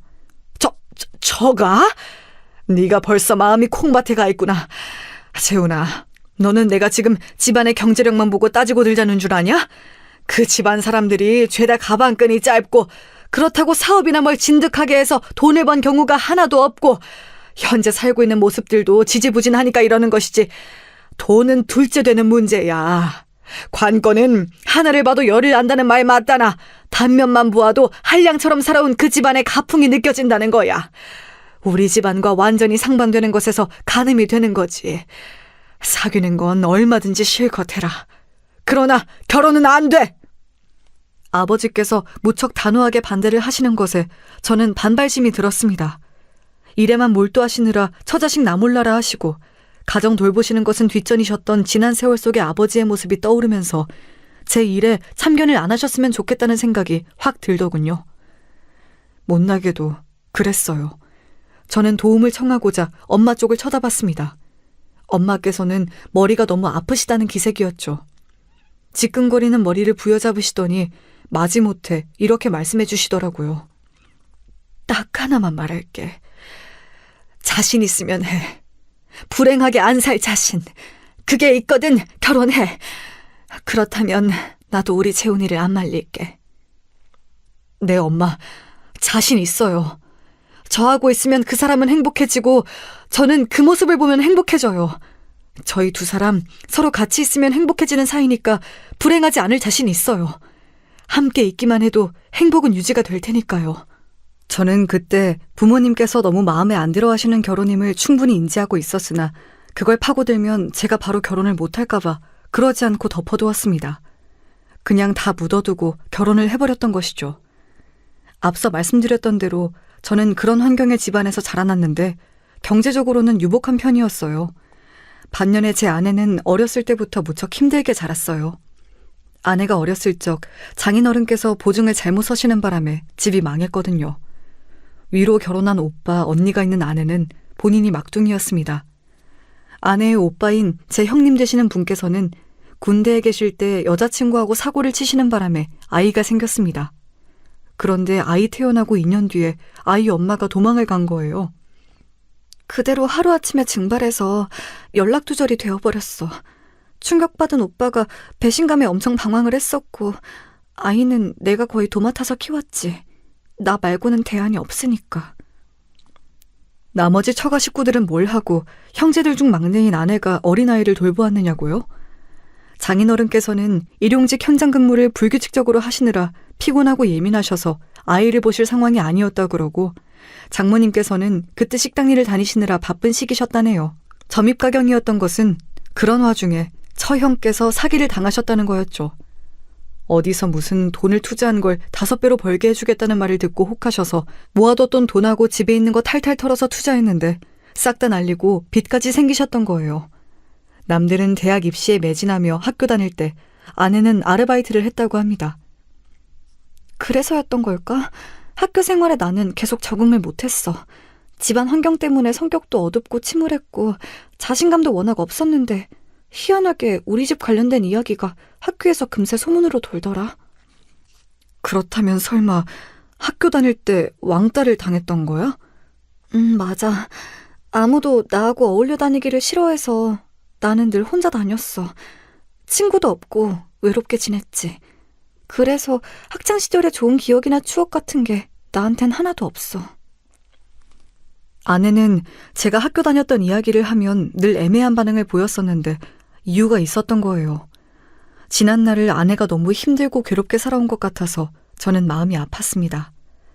형님께서는 아이를 위해 성실하게 일하며 돈만 버실 거라고 했었대요. 그래 놓고서 어느 날 웬 노래방에서 일하는 여자하고 눈이 맞아서 잠적하셨다고 합니다. 1년을 안 보이셨다가 홀연히 혼자 돌아오셨고요. 그러는 동안 아이는 내내 아내가 돌보면서 키우고 있었죠. 그나마 25되었을 때 그럴싸한 일반 사무직구에서 들어갔고 거기서 적응을 해보았으나 직장 생활이 너무 힘들었다네요. 손재주 살려서 소품 디자인하고 꾸미는 일 하는 거, 크게 돈은 안 되어도 자기가 하고 싶은 거, 드디어 그런 원하는 일을 하다가 저 만나서 결혼까지 한 것이었습니다. 참고로 혼자 소품 만지작거리는 일을 하겠다고 했을 때 처가 식구들이 죄다 들고 일어나서 반대했었다고 하네요. 돈 되는 일을 해야지. 하고 싶은 일만 하고 사람이 어떻게 그렇게 살아? 네가 이러면 누가 우리한테 돈 주겠어? 우리 생활비는. 성인 되기 전부터 나는 아르바이트해서 돈을 조금씩이라도 들였잖아요. 온갖 집안일부터 애보는 것까지 나 혼자 다 했는데 이제 와서 그런 식으로 또 나에게 그러시면 진짜로 섭섭해요. 가족끼리 섭섭할 것도 많다. 너 나중에 우리한테 혹시 모를 때 대위해서 줄 수 있을 만한 적금은 붓고 있는 건 맞겠지? 아내가 결혼 전에 얼마나 숨이 막히고 치가 떨리는 생활을 해왔는지 그런 단면만 봐도 충분히 짐작할 수 있었습니다. 아내는 심정이 복잡했을 거예요. 너무나도 진절머리가 나도록 싫은 사람들인데 그 사람들이 다름 아닌 자기 가족들이라서 그게 슬프고 답답했을 테죠. 이렇게 무르고 여리고 가여운 사람을 제가 끌어안아주고 싶었습니다. 그래서 아내의 사정을 알았을 때 더욱 결혼하고 싶어졌던 것 같네요. 참고로 처형도 결혼을 하셨는데 이런 말 하기 좀 그렇지만 변변치 않은 분과 결혼하셨습니다. 고정적으로 하는 일이 있으신 분은 아니에요. 사실 처형도 딱히 하시는 일이 없는 거나 다름없는 수준이셨네요. 아무튼 저희는 결혼하고 나서 작고 아담하지만 깔끔한 빌라에서 결혼 생활을 시작했습니다. 6층짜리의 빌라인데 저희 집은 3층이었죠. 필로티 구조의 빌라 건물, 다들 뭔지 아시지요? 건물을 기둥이 받치고 있고 그 공간이 주차장인 건데요. 그 공간의 뒷부분이 남았는데 여기서 아내가 가끔 소품에 색깔 칠한 걸 잠깐 내놓고 말리기도 하면서 괜찮게 생활을 꾸려나갔습니다. 아기자기하고 소소했네요. 아내는 요리를 잘하진 못했지만 노력파였어요. 이것도 해보려 저것도 해보려고 했죠. 늘 노력하는 모습이 제 눈엔 예뻐 보였네요. 그런데 얼마 후 알게 된 아주 사소한 문제가 있다면 금세 의욕이 좀 떨어지는 스타일이었다고나 할까요? 어라? 여보, 오늘은 인터넷 블로그에서 본 캘리포니아 김밥인가 하는 메뉴를 해보겠다고 하지 않았어? 나 그래서 오늘 그거 먹을 기대를 하고 있었는데. 나도 그거를 해볼까 했는데 생각보다 손이 많이 가는 것 같아서 그냥 안 하기로 했어. 그런 거 해보니까 들인 수고에 비해서 결과물이 별로인 것 같더라고. 주말에 하기로 한 월남쌈도 그냥 하지 말고 다른 거 간단한 걸로 먹을까 봐. 그래? 왜? 월남쌈도 준비하는데 손이 많이 갈 것 같아서 그러는 거야? 아니, 그건 그냥 의욕이 조금 안 생겨. 막상 하려고 하니까 머릿속에서 그림이 안 나와. 미안해 여보. 근데 정말 못할 것 같아. 아니야, 미안하기는. 그럴 거 없어. 월남쌈 그거 이미 맛도 다 아는 음식인데 뭘. 안 그래? 저는 아내에게 긍정적인 기운을 전해주고자 하였어요. 그리고 솔직히 말해서 저는 아내가 의욕이 금세 떨어질만 하다고 생각했습니다. 장인어른, 장모님 두 분만 보더라도 진짜 힘이 쭉 빠졌거든요. 조금 황당한 사실이 하나 있었는데 저희가 결혼한 이후로 그 두 분께서는 일을 다 그만두셨어요. 아무것도 안 하시고 그냥 댁에 눌러앉아 계시는 생활을 시작하신 거였죠. 50대, 60대만 되어도 할아버지, 할머니 취급이었던 옛날도 아니고 어느덧 60대는 할아버지 할머니라 안 불러도 되는 시대였습니다. 그런데 두 분께서 벌써 은퇴를 선언하신 거였어요. 저희 아버지께서는 지방에 내려가셨어도 컴퓨터로 계속 간단한 업무는 보셨는데, 그리고 엄마와 함께 밭을 가꾸기 시작하셨고요. 이런 것과 비교가 되어서 더 당혹스럽더라고요. 왜 벌써 일을 아예 그만두셨냐고 여쭈어 봤다가 굉장히 솔직한 답변을 듣고 제가 놀랐습니다. 장모님께서 이렇게 말씀을 하시더라고요. 아이고 말도 마 김서방. 내가 이제는 다리가 쑤시고 허리가 너무 아파서 나가서 일하는 게 손해야 손해. 만약에 내가 이러다가 관절 수술 받고 허리 수술 받으면 그게 더 돈이 깨지는 거 아니겠어? 괜히 애먼 수술비 날릴 생각 말고 집에 가만히 들어앉아 있는 게 상책이지. 이제는 김서방이 있으니까 생활하는 것도 든든해서 걱정 없지 뭐. 엄마, 용돈을 맡겨놓으셨어요? 그런 것도 없는데 뭘 그렇게 당당하게 아무렇지도 않게 말을 하세요? 진짜 답답하고 창피해. 너는 뭘 창피하다고까지 말을 하니? 사위가 장모 안 모시고 안 챙기면 그럼 누가 챙기겠어? 안 그래 김서방? 아내가 엄청 무안해하길래 제가 이러지도 저러지도 못해서 그저 장모님을 향해 어색하게 웃어드렸었네요. 너무 뻔뻔하게 돈 달라고 하시는 거. 아내는 그런 걸 두고 엄청 미안해했지만 저는 그 정도는 각오한 바였기에 괜찮았습니다. 이미 아내의 살아온 이야기, 환경, 그 가족들의 성격, 이런 걸 접하였을 때 결혼하고 나면 충분히 이렇게 될 것이라는 예상이 섰거든요. 처가 식구들이 무조건 단점만 있었던 건 아니에요. 제가 가면 무조건 버선발로 맞아주셨기에 그 환대받는 기분이 저는 좋았어요. 환영받는 존재라는 건 즐거운 것이니까요. 이복의 김서방, 다른 조건들 다 안 따지고 진짜 사랑 하나만으로 결혼을 생각해줘서 고맙네. 우리 막둥이 데려가줘서 고마워. 그래 김서방, 우리 세영이 지금까지 너무 마음고생 심하게 하면서 살았어. 가엾고 불쌍하니까 김서방이 앞으로 잘 보듬어줘. 알았지? 그래도 장인어른 장모님께서 염치는 있으시구나 싶었네요. 눈시울을 붉히시더라고요. 하지만 이런 것들도 나중에 생각해보니까 전부 남다른 이유가 깃들어 있었습니다. 그 비밀을 알기 전 저는 처가 식구들로부터 자잘한 요구를 아주 많이 받았고 그걸 들어주면서 은근하게 스트레스를 받기 시작했어요. 저에게 자꾸만 쿠팡 판매 링크를 보내시는 처형의 행동은 어떻게 받아들여야 할지 정말 난감했습니다. 안 사드려도 아랑곳하지 않고 판매 링크를 보내셨어요. 마치 10개 보내서 1개라도 받아먹으면 성공한 거라고 생각하시는 듯 했습니다. 인터넷 다 뒤져봐도 여기보다 더 마사지기를 싸게 파는 곳은 없네요. 2번 다시 없을 초특가 같은데 이거 안 사면 바보 되는 거죠. 좀 부탁해요. 와, 정말 골 때리더라고요. 아내는 자기 식구들 일로 저에게 항상 미안해하고 민망해했어요. 제가 그걸 다 알았기 때문에 아내를 봐서 사실 꽤 참았습니다. 저에게 가장 연락을 많이 주시는 처가 식구는 단연 장모님이셨는데요. 김서방, 우리 집 부엌 어떻게 생겼는지 알지?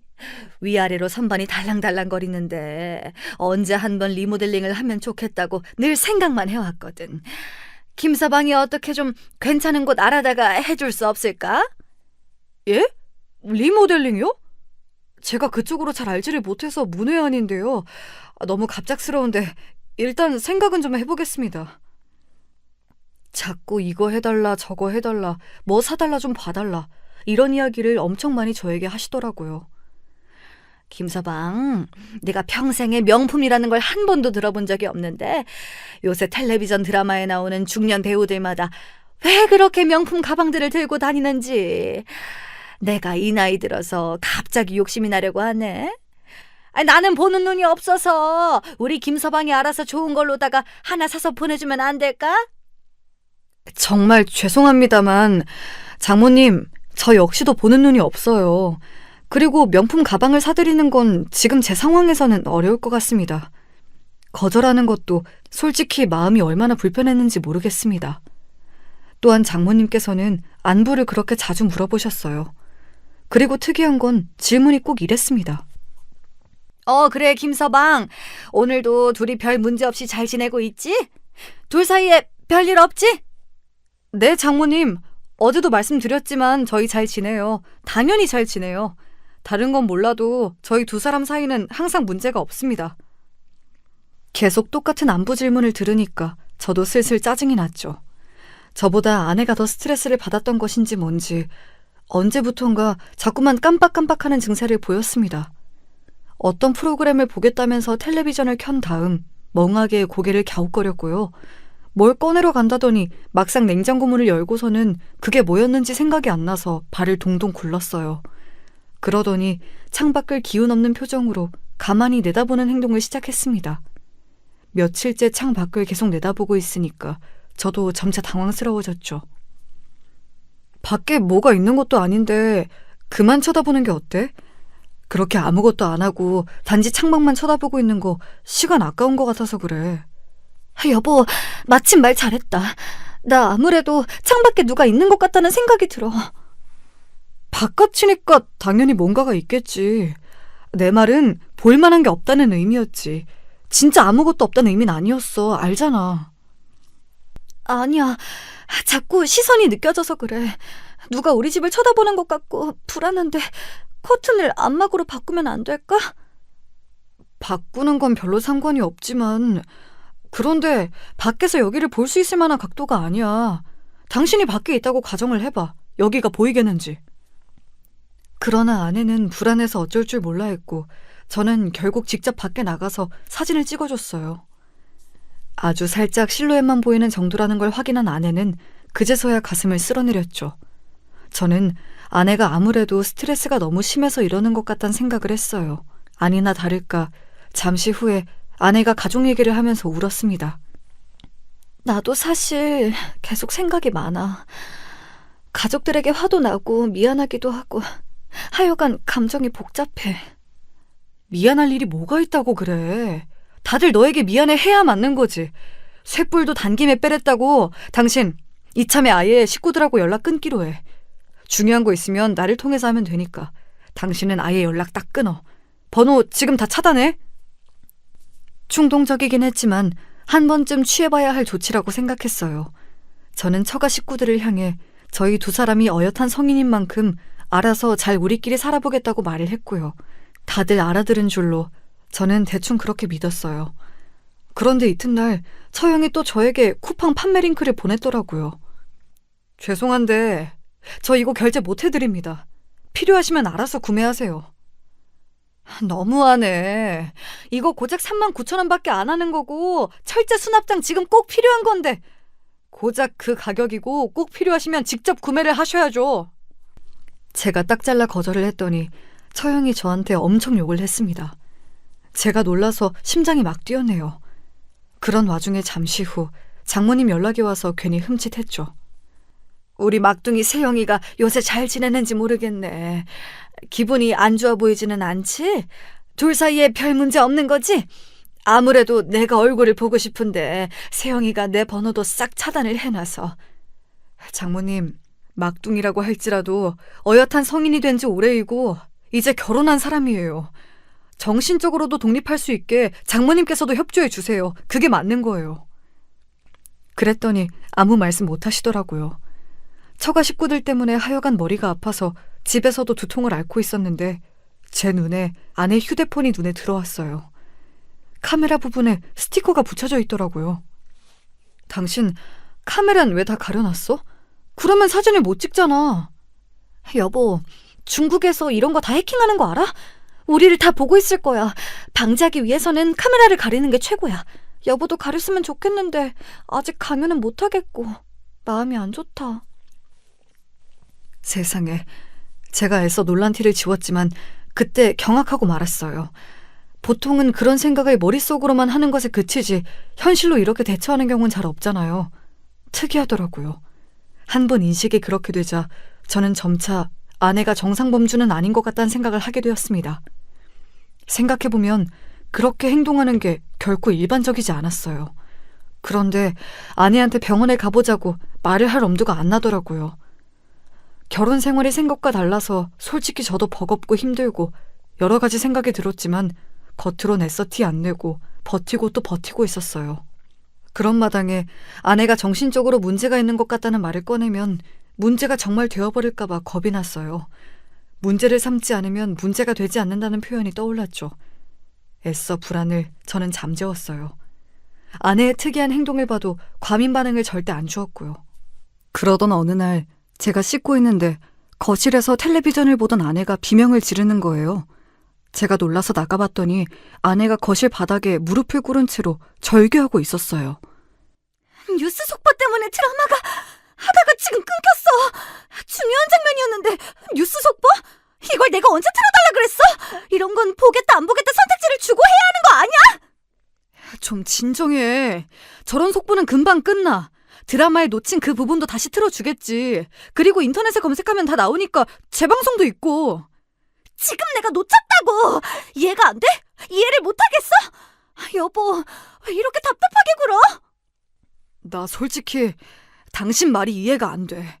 도대체 무슨 소리를 하고 있는 거야? 놓친 게 뭐? 그거 놓쳤어도 괜찮다니까? 그러자 아내가 숨이 찬다는 듯 손으로 목을 잡으며 거친 숨을 내쉬었어요. 솔직히 무서웠습니다. 목을 긁는 듯한 거친 숨소리, 풀린 눈동자, 눈에 고여있는 눈물까지도 약간 무서웠어요. 지금의 내가 안 괜찮아. 지금의 내가 놓쳤다고.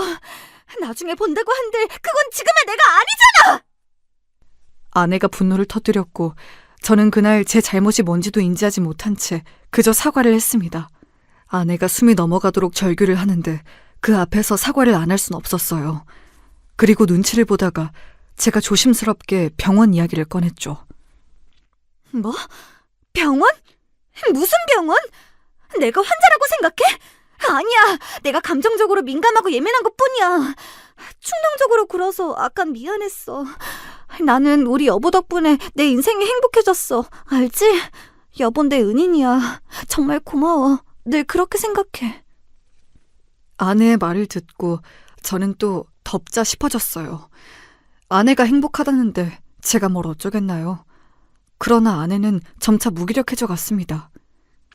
당신 그거 소품 새로 디자인한다고 하더니 어떻게 되었어? 밑그림은 요새 왜 안 그려? 내가 언제 밑그림을 그렸다고 그래? 나 그거 잘 안 하는데? 주로 하진 않았지만 그래도 이것저것 그려서 남겨두는 거 해왔잖아. 그런데 요즘은 통 안 하길래 궁금해서. 해봤자 뭐래. 돈 되는 작업물 아니면 이제 밑그림 남기는 것 따윈 필요도 없어. 그래? 나중에 어떻게 될지 모르니까 남겨두는 게 중요한 거라고 하지 않았었어? 혹시 좋게 쓰일 수도 있으니까. 근데 왜 생각이 바뀐 거야? 생각이 바뀐 게 아니라 쓸모없는 게 사실이니까. 지금까지 내가 헛짓거리 한 거지. 너무 당혹스러웠어요. 아내가 조금씩 밑그림을 그려놓는 걸 보면서 저도 저게 미래에는 어떻게 쓰임을 받을까 싶어서 아주 사소한 설렘을 느끼기도 했었는데 그 모든 순간들이 부정당한 거였죠. 아내는 언제부터인가 잠도 아주 많아졌습니다. 원래는 제가 아침에 출근할 때 늘 일어나 있었는데 이제는 무조건 이불 속이었죠. 그날도 제가 출근한다 말을 하는데도 답이 없고 이불 속에서 조용하길래 거기에 대고 말을 해줬어요. 당신 지금 날씨 좋아 보여도 오후에 소나기 온다 그랬으니까 혹시 옥상에 뭐 널어두면 안 돼? 1층에도 마찬가지고. 알았지? 알았어. 누가 일기예보 볼 줄 모르는 줄 알아? 내가 바보 천치야? 내가 그렇게 보여? 그러면서 아내는 침대 옆에 있던 작은 무드등을 저에게 집어 던졌어요. 갑자기 화를 참지 못하는 모습에 제 모골이 송연해졌죠. 왜 이래? 당신 진짜 정상 아니야. 정신 차리고 병원을 가. 아니? 나에게 하등 쓸모없는 정보만 전달해준 여보가 비정상인 거야. 지금 나는 정상인 거고. 알았어? 알았냐고 대답해. 왜? 잘못을 인정하기 어려워? 제가 알던 아내가 아니었어요. 아니, 진작 이랬지만 제가 외면하고 있었을 수도 있겠죠. 아무튼 이제는 이미 뭐가 뭔지 모를 지경에 와 있다는 걸 깨달았어요.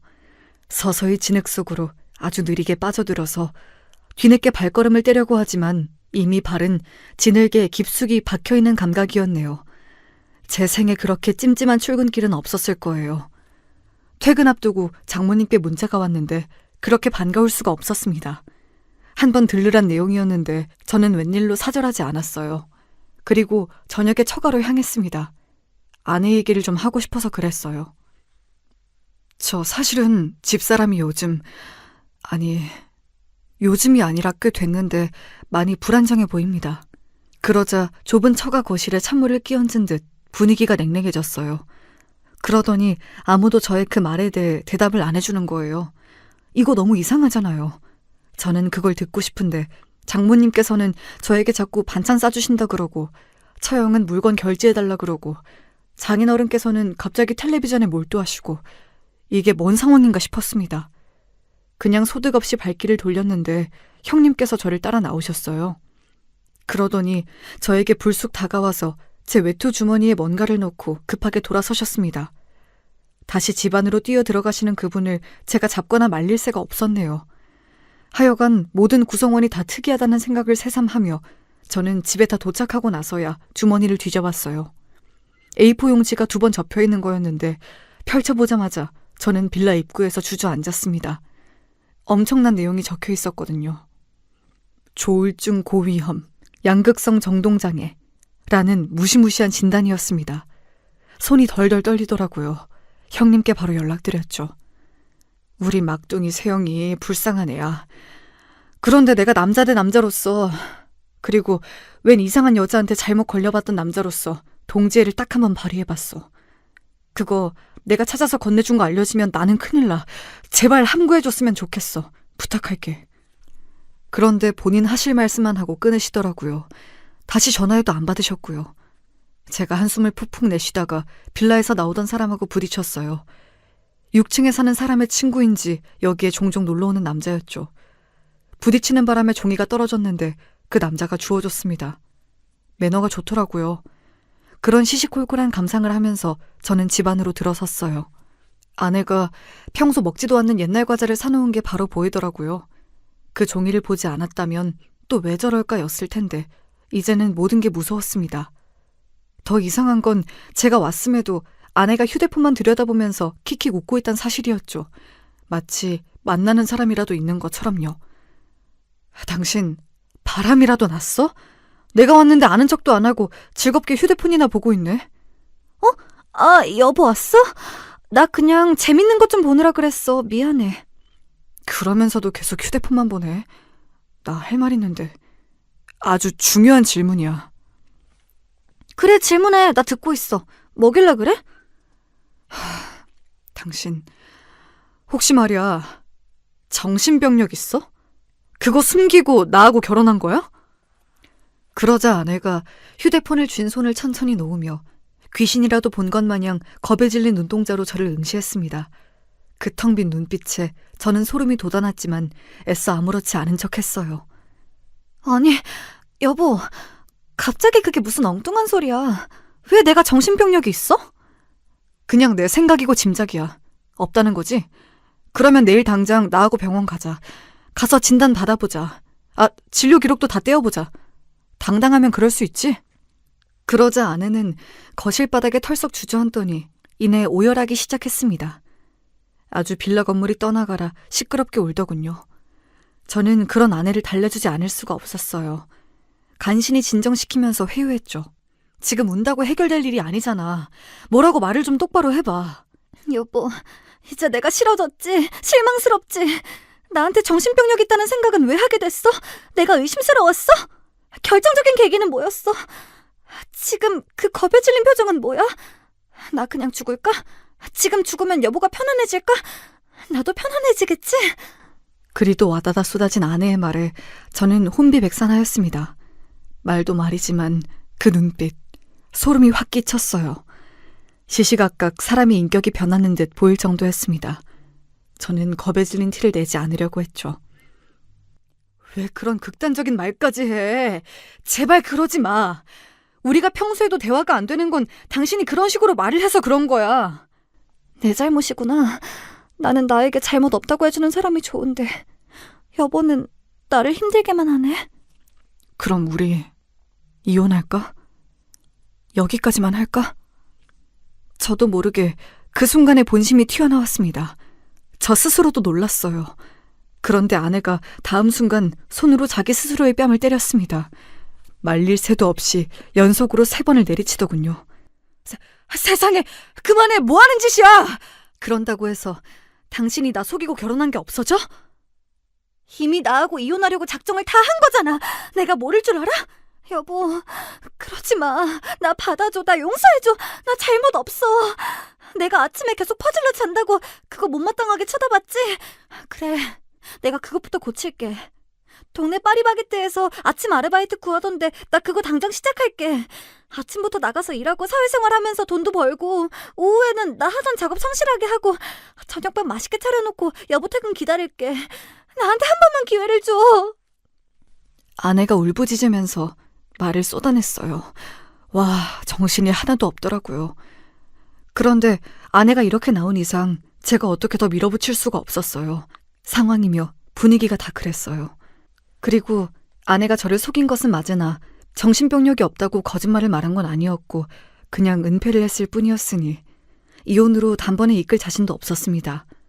그리고 무엇보다 제 안에 아내를 향한 측은지심이 그대로 남아있었죠. 알았어. 당신에게 기회를 줄게. 우리 평범하게 한번 잘 살아보자. 그렇게 살려고 했던 거잖아. 대신 병원은 가야 하고 약도 먹어야 돼. 나 정신적으로 불안정한 건 맞지만 심각한 건 아니야. 약 먹을 정도는 아니라서 내가 조절 잘하면 돼. 정말이야, 믿어줘. 그동안 내가 감정적으로 굴었던 모습들 다 미안해. 앞으로 잘할게. 저는 그 종이를 가지고 있었지만 그걸 꺼내 보이기가 망설여져서 그냥 가만히 있었습니다.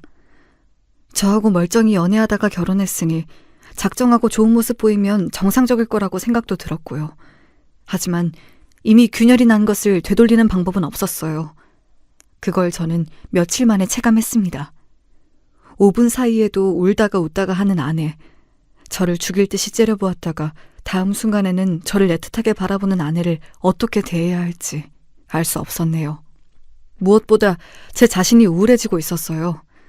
종잡을 수 없는 아내의 상태에 맞춰서 제가 그렇게 물들어가고 있는 듯 했죠. 정신적으로 저도 너무 힘들었는지 기어이 몸이 아팠습니다. 이른 아침에 딱 눈을 떴는데 큰일 났다 싶더라고요. 하지만 의지의 한국인으로서 어떻게든 출근만 하면 업무를 할 수 있을 거라고 생각했어요. 몸이 두드려 맞은 듯 쑤셔왔고 미열도 있었지만 간신히 씻고 옷 챙겨 입고 집을 나섰습니다. 제가 출근할 때 아내는 씻느라 욕실에 있는 상태였죠. 출근해서 1시간 버티다가 결국 조퇴를 했습니다. 병원에 가서 몸살 감기약을 타고 난 제가 갈 곳이 어디였겠나요? 당연히 집이었죠.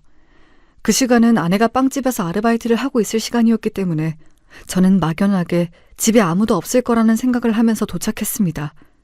그런데 도어락을 열고 딱 현관에 들어서자마자 저의 것이 아닌 남자 운동화가 보였어요.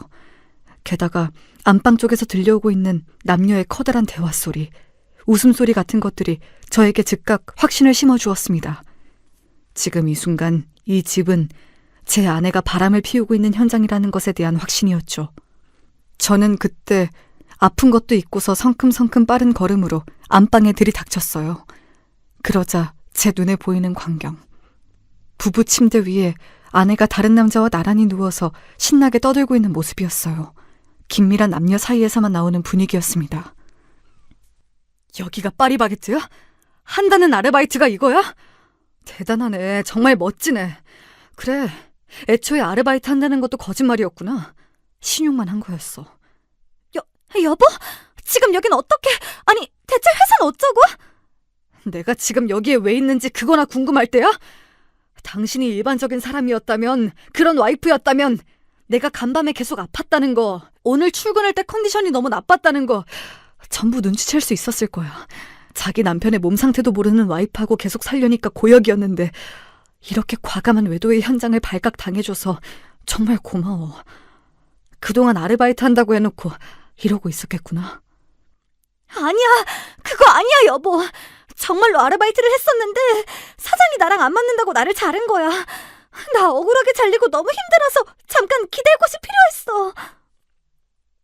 기껏 내놓는다는 핑계가 그거야? 별로 와닿지 않는다. 당신에겐 정말 내가 매번 놀라기만 하는 것 같네. 그것도 항상 안 좋은 쪽으로만. 여보, 일부러 이런 거지? 일부러! 내 잘못 잡아내려고 잠복한 거지? 맞지? 날 사랑하지 않으니까 날 떼어내려고 일부러 가진 수를 다 쓴 거 맞잖아! 또 시작이네. 갑자기 자기 멋대로 생각하고 판단해서 따지고 드는 거, 적반하장으로 행동하는 거. 당신의 이런 모습을 계속 안 봐도 된다고 생각만 해도 나는 진짜 웃음이 나올 지경이야. 사실 저는 그때 저 스스로 무슨 말을 하는지도 모르고 입을 놀렸던 것인데 그 말을 뱉고 나니까 정말로 웃음이 나오기 시작하더라고요. 그래서 통쾌하게 소리내어 웃어줬습니다. 아내의 외도 현장을 목도하고서 가장 크게 든 감정이 분노, 배신감 이런 게 아니라 허무함과 안도감이라는 것을 스스로 깨닫기도 하였죠. 그러니까 미련이 없더라고요. 저는 꿀먹은 벙어리가 된 아내와 그 옆에서 몹시 당황한 기색을 갈무리하지 못하고 있는 상간남을 번갈아 쳐다봐준 후에 즉시 짐을 챙겼습니다. 그간 머릿속에서 몇 번이고 짐을 챙겨서 아내의 옆을 벗어난다는 상상을 해봤었기 때문에 제가 짐을 챙기는 건 불과 3분 남짓도 안 걸렸던 것 같네요. 바로 필요한 짐만 챙겼으니까요. 저는 짐가방을 손에 들고서 아픈 것도 이겨낸 몸으로 집을 나섰습니다. 아내는 저를 붙잡지 않았어요.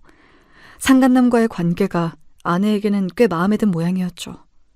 저는 계속 피식 웃어댔네요. 저의 그런 꼴이 너무 특이했기 때문일까요?